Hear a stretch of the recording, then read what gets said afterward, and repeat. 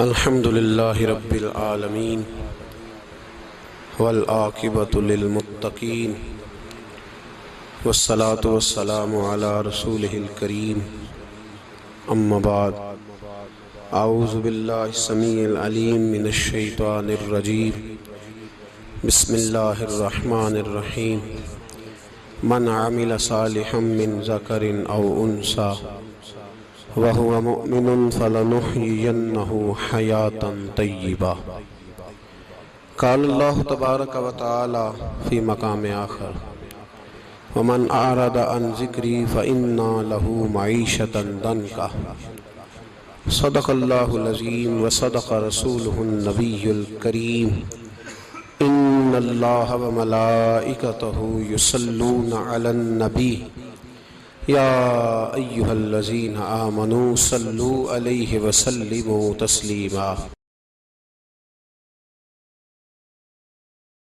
اللہم صلی علی سیدنا و مولانا محمد معدن الجود والکرم وآلہ وصحبہ وبارک وسلم۔ عزیز دوستو، انسانی زندگی اثرات لیتی ہے، اچھے اثر بھی ہوتے ہیں، برے اثر بھی ہوتے ہیں۔ انسان کو موسم کا اثر بھی ہوتا ہے، انسان پر اس کے خاندان کا اثر بھی ہوتا ہے، انسان پر صحبت کا اثر بھی ہوتا ہے۔ بالکل اسی طرح انسان پر اس کی نیکی کا اثر بھی ہوتا ہے اور گناہوں کا اثر بھی ہوتا ہے۔ نیکی دل کو سکون دیتی ہے، گناہ انسان کو پریشان کر دیتے۔ نیکی اللہ کی رحمت کو متوجہ کرتی ہے۔ پھر حالت یہ ہوتی ہے کہ انسان اپنی ان پریشانیوں کا حل کہیں اور ڈھونڈتا پھرتا ہے، حالانکہ جب گناہوں کی بیماری لگے تو اس کی شفا توبہ میں ہوتی ہے، اس کا حل اللہ کے حضور معافی مانگنے میں ہوتا ہے، پہچاننے میں ہوتا ہے کہ مجھ سے کہاں غلطی ہو گئی، کس جگہ جا کے کمزوری میں نے دکھائی۔ ہر انسان اچھی، ٹھنڈی، خوبصورت، سکھ والی زندگی چاہتا ہے۔ اللہ کریم نے سورہ نحل کے اندر ارشاد فرمایا من عمل صالحا من ذکر او انثی، فرمایا جو بھی اچھے عمل کرے، چاہے مرد ہو چاہے عورت ہو، وَهُوَ مُؤْمِن، شرط یہ ہے کہ مومن ہو، فَلَنُحْيِيَنَّهُ حَيَاةً طَيِّبَةً، فرمایا ہم اسے پاکیزہ زندگی عطا فرما دیں گے، حیات طیبہ دے دیں گے اسے، پاکیزہ زندگی۔ شرط کیا ہے؟ من عاملہ صالحا، نیک عمل کرے۔ کون سے عمل کرے؟ اٹھنا بیٹھنا، کھانا پینا، چلنا سونا جاگنا محتاط ہو اس کا، وہ نیکی کرے۔ قرآن پاک کے لفظوں کے حسن پر غور فرمائیے گا، فرمایا فَلَنُحْيِيَنَّهُ حَيَاةً طَيِّبَةً، ہم ضرور اسے پاکیزہ زندگی عطا فرما دیں، صاف ستھری زندگی، معیاری زندگی، خوبصورت شب و روز، آئیڈیل زندگی جس کو لوگ کہیں گے، وہ والی زندگی اسے دیں۔ اور دوسرے مقام پر سورہ طٰہٰ کی آیت نمبر 124 میں فرمایا وَمَنْ أَعْرَضَ عَنْ ذِكْرِي، جو ہمارے ذکر سے منہ پھیرے گا، جو ہمارا کھا کے چہرہ کسی اور طرف کرے گا، جو چلے گا ہماری زمین پر لیکن توجہ کسی اور طرف ہوگی، آسمان کی چھت ہماری بنائی ہوئی لیکن اس کے خیالات کہیں اور ہوں گے، فَإِنَّ لَهُ مَعِيشَةً ضَنْكًا، فرمایا ہم اسے تنگ زندگانی عطا کر دیں گے، اس کی زندگی تنگ ہو جائے گی، اس کی معیشت تنگ ہو جائے گی۔ گناہ زندگی کو تنگ کر دیتے ہیں، نیکی زندگی میں آسانی پیدا کرتی ہے۔ آپ کو اگر زندگی میں سکون چاہیے ہو تو آپ کسی غریب کی خدمت کر کے دیکھیں، اللہ کتنا سکون عطا کرتا ہے۔ آپ بڑے پاورفل بھی ہیں، بڑے طاقتور بھی ہیں اور بڑے باوقار بھی ہیں، لیکن کسی کو گالی دے کے آپ کا دل کبھی ٹھنڈا نہیں ہوگا، تکلیف ہوگی، اس کے اندر آزمائش ہوگی۔ ڈاکٹر ریسرچ کرتے ہیں، ڈاکٹر وہ کہتے ہیں گناہ کرنے سے آدمی جسمانی طور پر کمزور ہوتا ہے، لیکن وہی عمل اگر وہ بطور نیکی کرتا ہے تو اللہ اس میں اسے قوت عطا فرماتا ہے، اسی عمل میں اللہ اسے قوت عطا کر دیتا ہے۔ میں صرف اشارہ دے رہا ہوں، اس بات کی تفصیل میں نہیں جانا چاہتا۔ میرے عزیز یہ یاد رکھیں کہ نیکی آپ کو سکون دے گی، نیکی آپ کو ٹھنڈا کرے گی۔ اللہ تبارک و تعالیٰ نے قوموں پہ عذاب نازل کیا، اور قرآن مجید فرقان حمید نے ان قوموں کے تذکرے بیان فرمائے۔ بھائی کس لیے بیان کیے؟ کہ ہم عبرت حاصل کریں، ہم یہ غور کر لیں کہ یہ کام ہم نے نہیں کرنا، اس کام سے ہم نے بچنا ہے، ہم نے غور کرنا ہے کہ یہ چیز ہمارے اندر۔ لوگ کہتے ہیں نہیں جی نہیں، ہم پہ یہ عذاب نہیں آئے گا، بالکل نہیں آئے گا، اس میں شک نہیں۔ پر اللہ نے بیان کس لیے کیا تھا؟ بیان کیا قرآن مجید معاذ اللہ کسی ایسی چیز کا بیان کرتا ہے جس کی ضرورت نہ ہو؟ قرآن پاک نے ایک ایک حرف ایسا بیان کیا جس کی مسلمان کو ضرورت تھی۔ قوم نوح کا ذکر فرمایا قرآن پاک نے۔ حضرت نوح علیہ السلام کی قوم کو حضرت نوح علیہ السلام نے 1500 سال سمجھایا ہے۔ 15، کچھ لوگوں نے 950 سال لکھا ہے نا، اعلیٰ حضرت نے لکھا ہے 1500 سال عمر ہوئی حضرت نوح علیہ السلام کی۔ اللہ تعالیٰ بندے کو جلدی سزا نہیں دیتا، بلکہ قرآن مجید میں ایک جگہ رب کریم اس طرح بھی فرماتا ہے کہ جب بندے مجھے بھول جاتے ہیں تو میں ان کے لیے نعمتوں کے دروازے کھول دیتا ہوں۔ بندہ سمجھتا ہے کہ میں کچھ تو ہے نا کہ میرے اندر، کہ میں جدھر جاتا ہوں خیر ہی خیر ہو جاتی ہے، وہ سمجھتا ہے کہ میری عقل ہے، حالانکہ اللہ اسے ڈھیل دیتا ہے۔ اللہ اسے ڈھیل دیتا ہے۔ گناہوں کی سزا کے 3 طریقے ہیں۔ ایک ہے متنبع کرنا، تنبیہ کرتا ہے اللہ، بندہ متنبع ہو جاتا ہے، یہ اللہ کا بہت بڑا احسان ہوتا ہے۔ ایک ہوتا ہے مہلت دینا، اور ایک تیسرا ہوتا ہے اللہ خفیہ تدبیر کرتا ہے۔ تھوڑا سا سمجھیے گا، انسان پر کوئی آزمائش آئی، فوراً اس کی چھٹی اس نے کہا کہ وہ فلاں جگہ غلطی کی تھی تب ایسا ہوا ہے۔ ہوتا ہے نا کئی دفعہ، آواز آتی ہے نا اندر سے، چلیں بول دیں کچھ نہیں ہوتا آپ کو، اللہ جانتا ہے یہاں کوئی کچھ نہیں کہے گا آپ کو، اور ہماری تو ویڈیو بھی نہیں گھومتی، یعنی خبر بھی نہیں ہو کہ کس نے ہاں کر دی کس نے نہ کر دی۔ آپ بغیر ٹینشن کے بات چیت کریں، آج کچھ نہیں ہوتا ہے انشاءاللہ تعالی۔ آتی ہے اندر سے آواز؟ میں آپ سے اس لیے ان چیزوں کی تصدیق کراتا ہوں کہ باقیوں کو بھی آتی ہے کہ نہیں، اس لیے تصدیق۔ کبھی کوئی کسی جگہ انسان پریشان ہوتا ہے تو محسوس کرتا ہے کہ وہاں مجھ سے ہوتا ہے نا جی، جس کو یہ نصیب ہو جائے بڑا خوش نصیب آدمی ہے۔ حضرت مولا علی فرماتے ہیں اگر تجھے دنیا میں سزا مل گئی تو بچ گیا ہے، سمجھ پھر اللہ کرم کرے گا، آخرت میں سزا نہیں دے گا۔ اور یہ یاد رکھ لے، وما اصابکم من مصیبت فبما کسبت ایدیکم ویعفو عن کثیر۔ اللہ فرماتا ہے دنیا میں تجھے جو بھی تکلیف پہنچتی ہے وہ تیرے ہاتھوں کے کرتوتوں کی وجہ سے پہنچتی، ویعفو عن کثیر، فرمایا کثیر گناہ تو میں ویسے ہی معاف کر دیتا ہوں۔ یہ جو تیری زندگی میں دکھ ہے نا، یہ بھی میری قلیل سزائیں ہیں۔ یہ کثیر پر سزا، یہ قلیل ہے، قلیل یہ جو تمہاری زندگی میں تکلیفیں۔ انسان کو سزا ملتی۔ حضرت فضیل بن عیاض رحمۃ اللہ تعالی علیہ گھوڑے پہ بیٹھے تھے، گھوڑا شرارت کرنے لگ گیا، اچھلنے لگ گیا، کودنے لگ گیا، تو حضرت فضیل بن عیاض نیچے اترے، ایک کونے میں جا کے نماز کی نیت باندھ لی، 2 رکعت نماز پڑھی، پھر دیر تک استغفار پڑھتے رہے، روتے رہے، دعا کرتے رہے، واپس آئے۔ خادم عرض کرنے لگے حضور سمجھ نہیں آئی، گھوڑے نے تھوڑی سی شرارت کی، وہ بدکا ہے، آپ نے اس کو چھوڑا ہے اور چھوڑ کر کے آپ نماز میں لگ گئے۔ تو حضرت فضیل بن عیاض فرمانے لگے جب بندہ اللہ کی نافرمانی کرتا ہے نا تو جو چیزیں اس کی فرما بردار ہوتی ہیں وہ اس کی نافرمانی کرنے لگ جاتی۔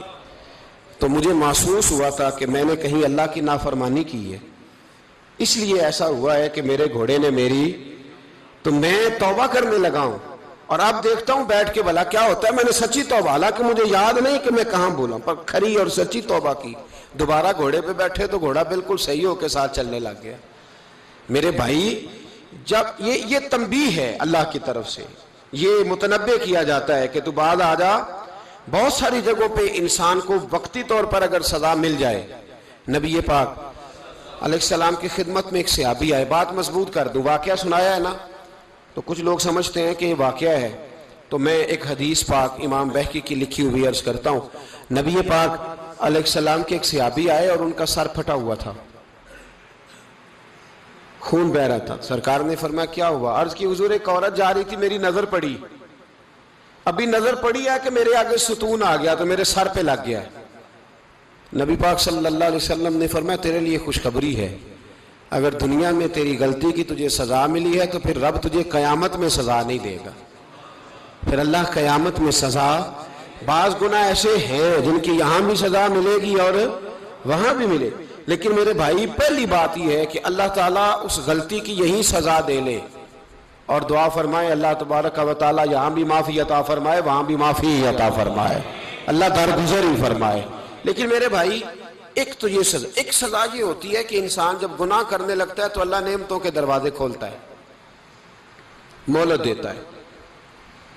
500 سال تک فرعون کو مہلت دی. کتنے؟ یہاں جو 5 سال حکومت کر لیتا ہے وہ کہتا ہے سب سے قابل میں ہی ہوں، مجھے مہلت جو ملی ہوئی ہے. 500 سال مہلت دی اللہ تعالیٰ نے. اور فرعون کی قوم پر پتہ عذاب کس طرح کیا آئے تھے؟ ٹڈیاں مسلط کر دی اللہ نے. یہ گھومتی نہیں چھوٹی سی، ہم اپنی زبان میں اس کو کچھ لوگ مختلف ناموں سے یاد کرتے ہیں، کوئی مکڑی کہتا ہے، کوئی کچھ کہتا ہے. مسلط کر دی، جاتی نہیں. ان پر بنی اسرائیل کے ان مقابل جو فرعون کی قوم تھی ان پر الزام اس طرح کا عذاب آیا کہ مینڈک مسلط کر دی اللہ تعالیٰ. برتن کھولتے تھے اندر مینڈک نکلتا تھا. دنیا کی ہر دوائی استعمال کرتے تھے لیکن مینڈک نکل آتا تھا. تھوڑا سا سمجھا کریں چیزوں کو. ہمارے رنگ نہیں زیادہ گورے کہ ہم پر عذاب نہیں آتا. کوئی بہت زیادہ اللہ تعالیٰ معاف فرمائے دولت نہیں جمع کرا بیٹھے شاہی خزانے میں کہ ہم سے پوچھا نہیں جائے گا. یہ مہلت ہے، مہلت کو مہلت سمجھو. پھر جب پکڑ آتی ہے نا اللہ کریم کی، میں نے دیکھا ہے کروڑوں روپیہ، 6 اولادیں. ایک شخص کے بچے باہر سے آ رہے تھے، وہ بندہ بیمار تھا. مجھے کہنے لگا حضرت جی دعا کریں میں ان کے آنے سے پہلے مر جاؤں ورنہ آ کے مجھے مار دیں گے. دعا کریں. اتنی بے سکونی، کروڑوں روپیہ پڑا ہے تو یہ عذاب نہیں؟ کوئی ضروری ہے کہ پتھر ہی برسیں گے تو سمجھ آئے گی؟ یہ جو سگا بیٹا بوڑھے باپ کے قریب سے گزر جاتا ہے سلام نہیں لیتا تو اس کو عذاب نہیں سمجھتے؟ یہ جو امت کی بیٹیاں، امت کی بچیاں، ہماری بچیاں ایک سال کے اندر 75,000 ہزار بچی ایک ڈویژن سے بھاگ کے شادی کر رہی ہے اور ایک صوبے سے، تو اس کو آپ اللہ کا عذاب نہیں سمجھتے؟ یہ معمولی بات ہے. نہیں ہمارے رنگ ہو رہے ہیں، ہم بڑے سمارٹ ہیں. 1500 سال مہلت دی نوح علیہ السلام کی قوم کو. کتنے سال؟ بول کے بتائیے، بول کے دوبارہ بولیے. 1500 سال. کوئی آدمی اپنی سمارٹنس پہ خوش نہ ہو جائے کہ 20 سال ہو گئے میں تو نافرمانی بھی کر رہا ہوں، روٹی بھی پک رہی ہے، میں تو حرام بھی کھا رہا ہوں پھر بھی سب ٹھیک ہے. 1500 سال مہلت دی. پھر حضرت نوح کہنے لگے اللہ میں نے تو بڑا سمجھایا نہیں باز آتے. تو رب کریم نے فرمایا کشتی بناؤ. اللہ کے پیغمبر کشتی بنانے لگے تو قوم مذاق اڑانے لگ گئی. اب کیا کرنے لگے ہو؟ اب کشتی بنانے لگے ہو، خیر تو ہے، قوم مذاق اڑا رہی ہے. حضرت نوح علیہ السلام کا آپ نے کشتی بنائی، پانی کہاں سے نکلا؟ نہ بارشیں ہوئی نہ سیلاب آئے. ایک تندور تھا اس کے اندر سے پانی نکلنا شروع ہو گیا. کبھی تندور سے بھی پانی نکلا ہے، پر جب نکالنے والا چاہتا ہے تو وہاں سے بھی ایک تندور سے پانی نکلا. اتنا نکلا کہ قوم ساری ڈوب گئی. قرآن مجید کے صفحات شہادت دیں گے کہ حضرت نوح کی قوم کا بچہ بہ گیا. بچے صرف وہ تھے جو حضرت نوح کے ساتھ ہو گئے، تباہ ہو گئی. اللہ بے نیاز ہے، بے نیاز. 1500 سال مہلت ملے اور تو پھر بھی کہے رب بڑا کریم ہے معاف کر دے گا. 1500 سال تجھے گنجائش دے اور تو کہے کوئی نہیں بات معافی ملنی چاہیے ابھی بھی. میرے بھائی حضرت صالح علیہ السلام کی قوم، حضرت صالح نے تبلیغ شروع کی تو کہنے لگے پہلے معجزہ دکھاؤ. جی آج تو نہیں لوگ معجزے مانگتے ہیں. آج بھی لوگ کرامتے اور معجزے، اللہ معاف کرے جو چیزیں معجزہ تو ہو نہیں نہ سکتا، لیکن آج بھی لوگ، آپ یقین کریں، کہتے ہیں یہ بڑی نمازیں پڑھتا ہے تو پھر بخشا کیوں نہیں گیا، پھر کیوں نہیں منو سلوا کیوں نہیں اترا اس پر، پھر میں بھی اسی طرح ہی ہوں، کیا اس کے اندر خوبی آ گئی؟ مولوی بھی ویسے ہی ہے، صوفی بھی ویسے ہی ہے. لوگ مانگ نہیں رہے، لوگ دلیلیں مانگ نہیں رہے. ابھی بھی لوگ بحث نہیں کرتے، کیا فرق آ گیا جی، ویسے ہی ہیں سارے۔ اللہ تعالیٰ سے ڈرنا چاہیے۔ ہمیں سامنے والے کی طرف دیکھ کر صحیح ہونے کا حکم نہیں ہے، ہمیں اپنی اصلاح کا حکم ہے، اپنی طرف دیکھ کے اپنے آپ کو ٹھیک کرنے کا۔ الزام لگا کے گزر جانا، اس کا کوئی مطلب سنو اور یاد رکھو۔ حضرت صالح علیہ السلام سے کہنے لگے پہلے معجزہ دکھائیں، تو حضرت صالح علیہ السلام نے فرمایا اونٹ کہاں سے پیدا ہوتے ہیں؟ کہا اونٹنی کے بطن سے۔ فرمایا آؤ میں تمہیں پہاڑ کے اندر سے اونٹنی پیدا کر کے دکھاتا ہوں۔ کہاں سے؟ پہاڑ کے اندر سے۔ حضرت نوح ساتھ لے کے گئے تو پہاڑ کے اندر سے اونٹنی نکلی، اور اونٹنی بھی گابن تھی، اس کے پیٹ میں بچہ، اور اونٹنی اتنا دودھ دیتی تھی کہ ساری بستی دودھ پی جاتی تھی، پھر بھی دودھ بچ جایا کرتا تھا۔ لیکن حضرت نوح علیہ السلام نے فرمایا اب تم نے دیکھ تو لیا یہ اسے، یہ جتنا دودھ دے گی روٹی بھی اتنی کھائے گی، ایک دن تم سارے پانی پیو گے، ایک دن یہ سارا پانی پیا کرے گی، ایک دن تم سارے باقی جانوروں کو گھاس کھلاؤ گے، ایک دن یہ اونٹنی، اور اونٹنی کا نام کیا؟ ناقۃ اللہ، اللہ کی اونٹنی۔ کس کی اونٹنی؟ نام کیا ہے؟ اللہ کی، یہ اللہ کی اونٹنی ہے۔ تو حضرت نوح علیہ السلام کی اونٹنی فرمایا اس کی بے ادبی نہ کرنا۔ باز نہیں آئے لوگ، باز نہیں آئے، کہنے لگا جی دودھ دینا تو ٹھیک ہے، پر یہ جو سارا پانی پی جاتی ہے نا یہ صحیح نہیں، یہ جو ساری گھاس کھا جاتی ہے یہ نہیں ٹھیک، دودھ دینا تو ٹھیک ہے پر یہ نہیں صحیح۔ آپ نے فرمایا اسے کچھ نہ کہنا، اللہ کی اونٹنی ہے۔ میں کہا کرتا ہوں ان لوگوں نے ناقۃ اللہ کی بے ادبی کی، حضرت نوح علیہ السلام کی اونٹنی کی ٹانگیں کاٹ دی، صالح علیہ السلام کی۔ اور دیکھو اللہ بڑا بے نیاز ہے، اگر پیدا کرنا جانتا ہے تو حفاظت کرنی نہیں جانتا، لیکن رب کریم نے فرمایا نہ کرنا۔ انہوں نے ان کے پیر کاٹ دیے، کانوں پہ چھریاں لگائیں۔ اونٹنی جب مر گئی، اونٹنی اللہ تبارک و تعالیٰ کی وہ اونٹنی جب مر گئی تو حضرت صالح علیہ السلام کی قوم پر رب کریم نے زلزلہ بھیجا۔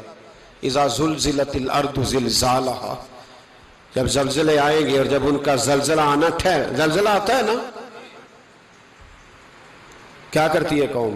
لا الہ الا اللہ، لا الہ الا اللہ، کلمے جاری ہو جاتے ہیں۔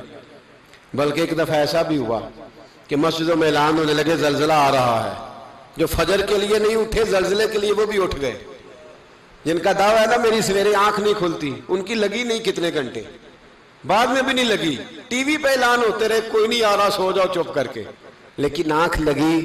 موت سے تو ڈرتا ہے، اللہ سے ڈرتا ہی نہیں، موت کا خوف ہے رب کا نہیں۔ زلزلہ آیا، ساری قوم تباہ ہو گئی۔ بتاؤ اگر ناقۃ اللہ کی گستاخی ہو تو اللہ ناراض ہو جاتا ہے، اور اگر اولیاء اللہ کی ہو، اگر اولیاء اللہ کی ہو تو رب ناراض نہیں ہوتا؟ شرم نہیں آتی لوگوں کو داتا صاحب کی بے ادبی کرتے، شرم نہیں آتی لوگوں کو غوث اعظم کی گستاخی کرتے، حیا نہیں آتی جنہوں نے دین پھیلایا ان کی بے ادبی؟ میں درد سے کہتا ہوں، رو کے کہتا ہوں، اور اگر کلیجہ پھٹ سکے تو میں دکھاؤں زخم کتنے۔ ایک حج کے موقع پر ایک بابا جی، اس سال 4,80,000 روپے کا پرائیویٹ حج تھا، اور بابا جی کی کیفیت کمزور تھی، بیچارے بیمار تھے، اس کے باوجود وہ گئے۔ بوڑھے آدمی، جا کے بیٹھیے، بزرگ، اور کتنی مشکل ہے وہاں منا، مزدلفہ، عرفات، طواف زیارت، کتنا مشکل کام ہے طواف زیارت کرنا، طواف وداع کرنا۔ کس کٹھن سے حج کیا، بڑھاپے میں پیسے بھی لگائے، اور جب وہ روضہ رسول پہ گئے صلی اللہ، اور انہوں نے جا کے نبی پاک صلی اللہ علیہ وسلم کے روضے کی طرف منہ کر کے درود شریف پڑھا تو ایک ملا نے اٹھ کے کہہ دیا تو مشرک ہے۔ تو میری روح کانپی، میں نے کہا تجھے شرم نہیں آئی، حیا نہیں آئی؟ اس کی عمر دیکھ، کس بڑھاپے میں کہاں سے چلا، کہاں آیا۔ یہ مشرک ہوتا تو کسی مندر میں جاتا، یہ مشرک ہوتا تو کسی گرجے میں جاتا، یہ مشرک نہیں، یہ مومن ہے، اور یہ وہ والا مومن ہے جس کے سینے میں دل جب دھڑکتا ہے تو خالی دھڑکتا نہیں، ساتھ وہ محمد عربی پہ درود و سلام بھی پڑھتا ہے۔ شرم نہیں آتی لوگوں کو؟ اتنی بڑی گستاخی کرتے، جو روضہ رسول پہ آیا مشرک ہے۔ میں نے تو ایک مولوی کو صاف صاف کہا تھا، میں نے کہا اگر میں مشرک ہوں تو نکالو، مشرک کا داخلہ تو یہاں ویسے ہی منع ہے۔ شرم نہیں آتی؟ اپنی زبان کا ایک پاس کرو کچھ۔ اتنا ظلم، اتنی بڑی فرقہ واریت امت میں، اتنا امت کو تقسیم کرتے ہو، تمہیں شرم نہیں آتی؟ جہاں سے اتحاد کا پیغام دینا چاہیے وہاں سے تم لوگوں کو فرقے کا پیغام دیتے ہو، ایک مقصود فرقے کی تبلیغ کرتے ہو. خدا را تو میں کہہ رہا ہوں ناقت اللہ کی بے ادبی پہ عذاب آتا ہے تو اولیاء اللہ کی بے ادبی پہ نہیں آتا. داتا صاحب ساری زندگی کی تبلیغ کرتے رہے، ایک آدمی نے اٹھ کے کہہ دیا جناب وہ تو شرک کا اڈا ہے، تو رب کریم ناراض نہیں ہوتا ان باتوں سے؟ ہمیں خیال کرنا چاہیے، اللہ سے ڈرنا چاہیے. ان چیزوں سے عذاب آتا ہے اور آ رہا ہے. اللہ تعالی ہمیں محفوظ فرمائے. اللہ ہمیں اس سے، قوم لوط پہ بھی عذاب آیا. ہم جنس پرستی، مرد مردوں سے بدکاری کرتے. حضرت نوح نے سمجھایا کہ یہ کام درست فطرت کے خلاف ہے، یہ کام درست نہیں. جب انسان یہ کام کرتا ہے تو زمین اور آسمان کانپتے ہیں.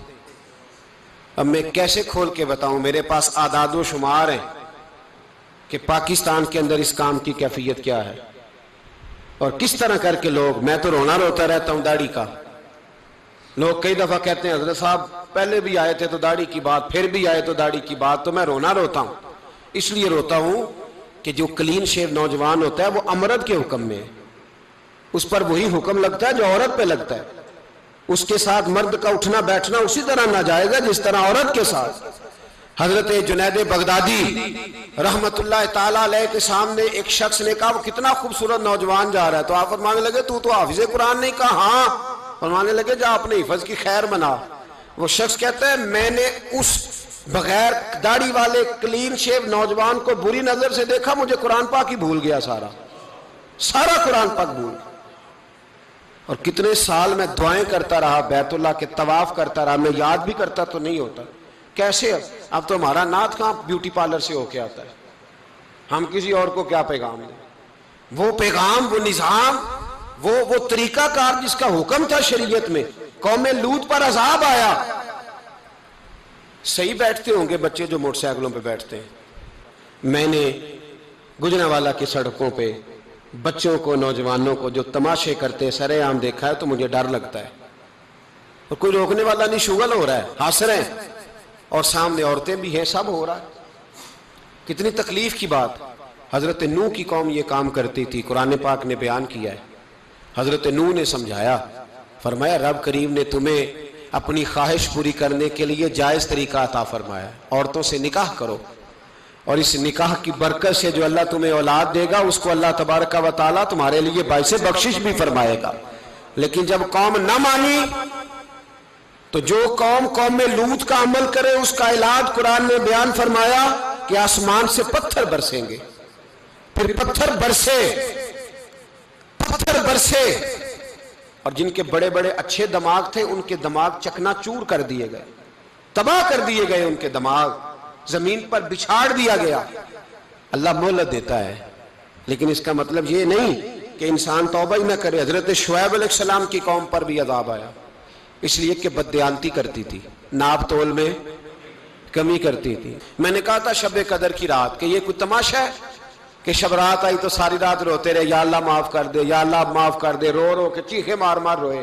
شب قدر آئی تو پھر چیخے ماری، ساری رات روئے. تو جس بندے کا پروگرام ہی نہیں سویرے بدلنے کا، دکان پہ بیٹھ کے پھر وہی ناپ تول میں کمی، پھر وہ اللہ تعالیٰ معاف کرے. میں ایک مضمون پڑھ رہا تھا تو وہ فوڈ کے اسپیشل لوگ تمہیں لکھا تھا مہربانی کرو ملاوٹ ہی اچھی چیز کی کر لو، مرچ میں کیری تو نہ ملاؤ اینٹوں کی، وہ تو بیمار کرتی ہے، وہ تو خون کی آنتوں کو روک دیتی ہے. وہ کہنے لگا، اور وہ کہتا ہے میں تمہیں بتاتا ہوں کون کون سی چیز ملائی جا سکتی ہے، وہ ملا لو. خدا را اس قوم پہ رحم کرو، مہربانی. ایک دوست ہے ہمارے، میں وزیر آباد میں ان کے گھر بیٹھا تھا تو ایک میڈیکل، میرا کسی شخص پہ اعتراض کرنے کا میں مجموعی بات کرتا ہوں. میں ایسے ڈاکٹروں کو جانتا ہوں جو اللہ تعالیٰ فضل کرے سچ مچ کے نیک ہیں، اچھے لوگ.